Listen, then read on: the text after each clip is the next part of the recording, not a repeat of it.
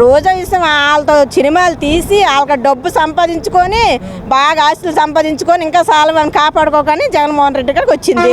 వాళ్ళ కాడ కాపాడుకోండి. గేట్ దాటినోడు అండి, మీరు రోజు గేట్ కూడా నించోవచ్చుగా, ఎలగమైన దాడుతున్నాడు, తన్నుకొని వెళ్తున్నాడు మరి పవనన్న. మరి ఉండొచ్చు, ఒక రోజు చూడొచ్చుగా కళ్ళారా ఎలా తన్నుకొని వెళ్తున్నాడు. చూడదు, అది కూడా చూడదు. నేను గుండె ఆగిపోద్ది, అసలు లాగుంది, ఆటోకి వచ్చి పడిపోద్ది. అది కూడా చూడక దానికి సహనం లేదు, చూడదు. చిటికలైనా కావాలన్నది కదా, ఆ చిటికలు ఏంటో చూపిస్తే చూద్దామని. మరి జగన్ చికెట్ కూడా పీకలేరు అనింది కదా, చూద్దామని. అది కూడా ముందుకు రావట్లే. మరి కోపం ఏంటి, వాళ్ళు చేస్తున్నారు, దాని ఏం లేదు. వాళ్ళు ఎంత ఉంటుంది 10 ఇంకా పెరుగుతూ ఉంటుంది, ఇంకా డబ్బులు కూడా వస్తాయని. నాకు కూడా అన్యాయం జరిగిందని రోజా గారు అర్జీ పెట్టుకోవడానికి అంతే. మన ఒక 100 కోట్లు దొరికినాయి, ఎన్నో డబ్బులు ఏమంటారు పోనీ దిగులు పెట్టుకుంది. మరి అంత డబ్బులు 100 కోట్లు గడించుకొని భయపడుతుందేమో. మరి దానికి ఏమన్నా అంత అన్యాయం జరగలేదు, న్యాయమే జరిగింది. తిట్ల వల్ల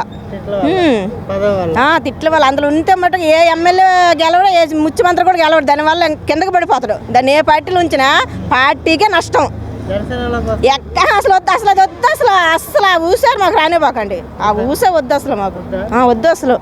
అస్సలు అది వచ్చినా వద్దు, అది వద్దు. మళ్ళీ ఇట్టే సర్ది ఇట్టించానుకో మా పరుగు పోయిద్ది. చెప్పేది ఏం లేదన్నా.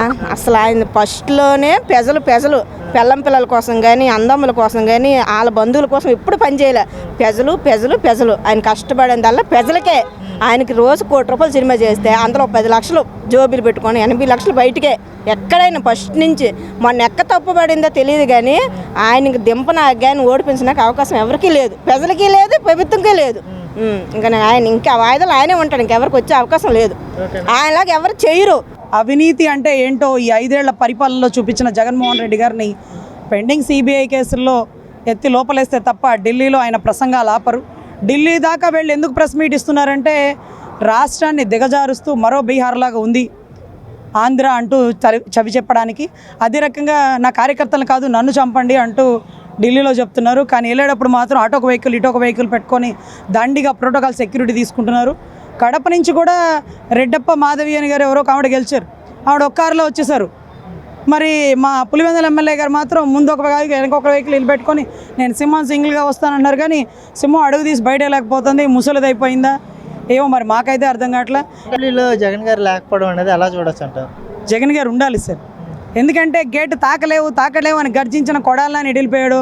మా రోజా డైమండ్ రాయని ఇడిలిపోయిందో చెయ్యి నా బతుకు చెడ, నువ్వు కూడా నా రోజా నా గురించి మాట్లాడుతున్నావు అని మా అన్న అంటే ఇంకేమైనా తిడతాడేమనుకున్నా. ఏం తిట్టాడండి, ఆడవాళ్ళకి మంచి మర్యాద ఇస్తారు, ముఖ్యంగా డైమండ్ రాణి కానీ ఇంకా ఎక్కువ ఇస్తారు.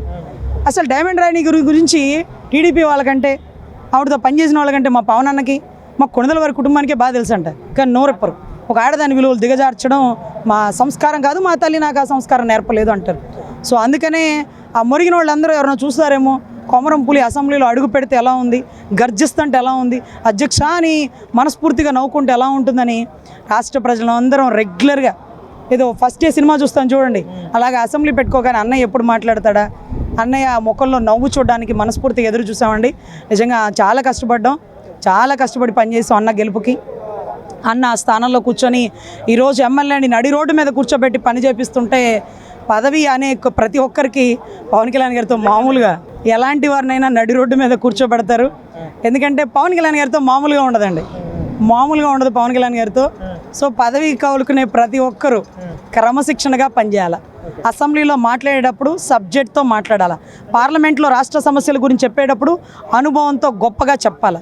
సో చిన్న కంట్రీనే మన రాష్ట్రాన్ని డెవలప్ చేస్తుంది. ఎక్స్పెషల్గా క్యాపిటల్ అంటే ఇక ఎన్ని కంట్రీస్ వస్తాయి.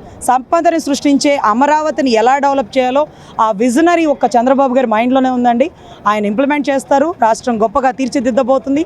ప్రజలు అడగాల్సిన ప్రశ్నల్ని అర్థం చేసుకున్న ప్రజల్ని పక్కన పెట్టి మీరు ఎందుకు అడుగుతున్నారు, మాకు ఎప్పుడు ఇవ్వాలో తెలుసు, రాష్ట్రం గడ్డు కాలంలో ఉంది, ఈ టైంలో ఆదుకోవాల్సింది అమరావతి, నిలబడాల్సింది సీఎం గారు, డిప్యూటీ సీఎం గారు. వాళ్ళందరూ చిత్తశుద్ధిగా పనిచేస్తున్నారు, ప్రజలు ఓర్పుగా వేచి చూస్తున్నారు.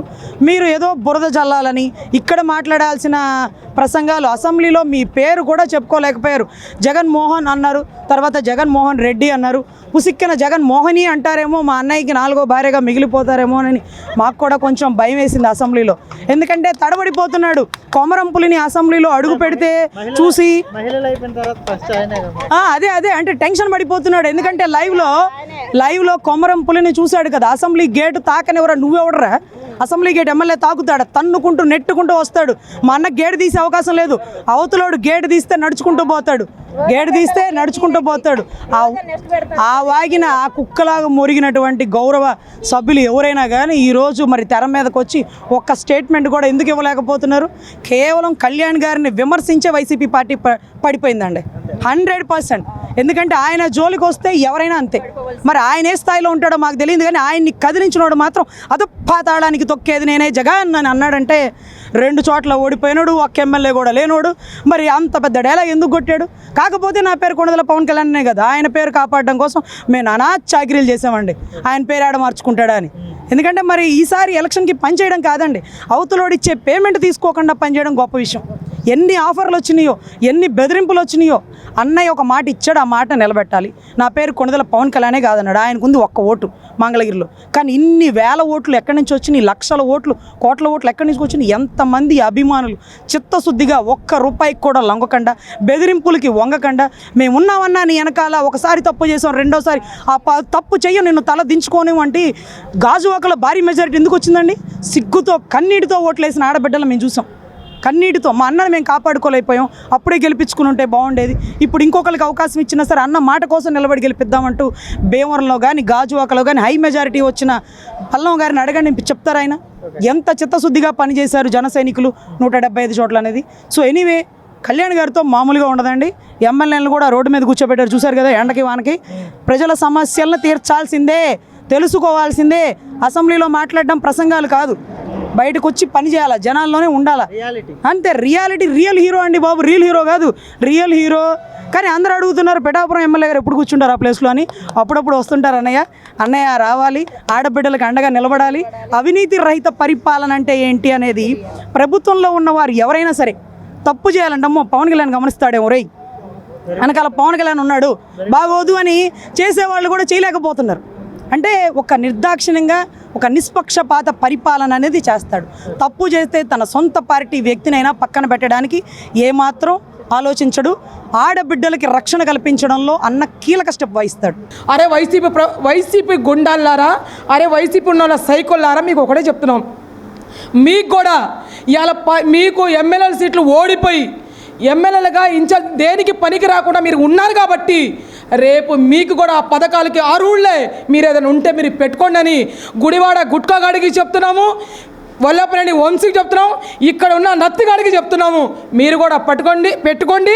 ఈ పథకాలు కూడా మీకు వర్తిస్తాయి. డెఫినెట్గా చంద్రబాబు నాయుడు గారు మీ ఇంటికి కూడా పంపిస్తారని చెప్తున్నాం. తల్లి, జన్మించిన తల్లి, ఈడు ప్రతిపక్షం హోదా కూడా లేకుండా ఉండాలని నేను ఆ ప్రభుని కోరుతున్నానండి. నిజంగా ప్రతిపక్షం హోదా కూడా లేకుండా ఆ ప్రభు చేశాడని ఆ తల్లే చెప్తున్న, ఆ తల్లి నోటి నుంచి వస్తున్న మాట. మీరు అది ఒకటి అర్థం చేసుకోండి. కార్యకర్తలకి, వైసీపీ కార్యకర్తలు చెప్పిన మాట ఇది. గెలవంగానే రెడ్ బుక్ స్టార్ట్ చేసేవాళ్ళు ఉంటే, రెడ్ బుక్ గురించి ఇది చేసేవాళ్ళు ఉంటే, ఈ 48 రోజుల నుంచి ఒక కార్యకర్త కూడా ఉండేవాడు కాదు, ఒక నాయకుడు కూడా ఉండేవాడు కాదు. ఈ రోజుకి కూడా కొంతమంది కుక్కలు, పనికిరాని యదవాలు, వైసీపీకి సంబంధించిన యదవాలు ఈరోజు కూడా మాట్లాడుతున్నారు, ఇప్పుడు కూడా ట్రోలింగ్ చేస్తున్నారు. ఎన్ని ట్రోలింగ్ వాళ్ళు రకం చేస్తున్నా, రెడ్ బుక్లో ఎవరున్నారనేది కొంతమంది పేర్లే. ఆ రెడ్ బుక్ అనేది ఎప్పుడు ఓపెన్ చేస్తారో లోకేష్ బాబు ఇప్పుడు చేయరు. మీరు రెడ్ బుక్ కోసం పారిపోతున్నాం అన్నప్పుడు కేంద్ర కార్యాలయం మీద ఏ రకంగా దాడి చేపించారు పక్క నుండి? ఆ రోజు రెడ్ బుక్లో ఎక్కుద్ది మా పేరని అనుకోలేదా? ఇవాళ గన్నవరంలో ఆఫీస్లో తగలబెట్టొచ్చారు ఆనాడు. అప్పుడు రెడ్ బుక్లో మా పేర్లు వస్తాయని మీరు అనుకోలేదా?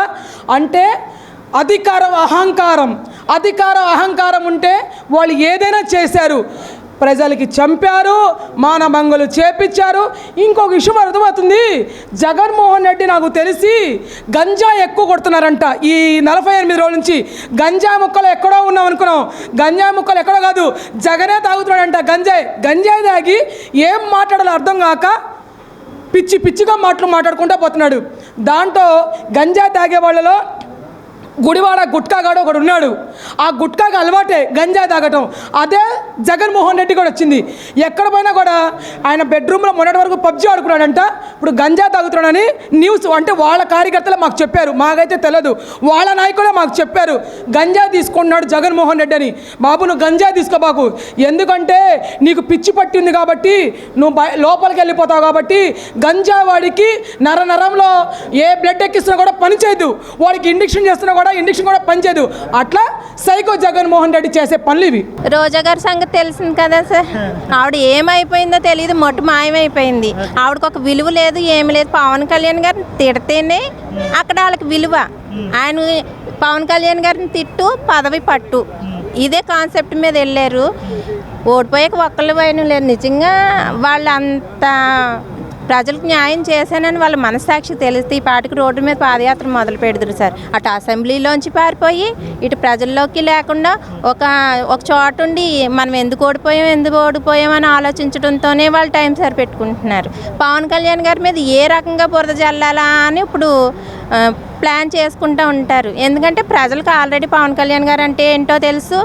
గత ప్రభుత్వంలో జగన్మోహన్ రెడ్డి గారు ఎన్ని అప్పులు చేసి ఖజానా ఖాళీ చేసి వెళ్ళిపోయాడో కూడా ప్రజలకు తెలుసు. కొంచెం అటు ఇటుగా ఒక నెలలో అన్ని పనులు పూర్తవు కాబట్టి కొంచెం లేటుగా అయినా పని పూర్తి చేస్తారన్న విషయం ప్రజలకు తెలుసు.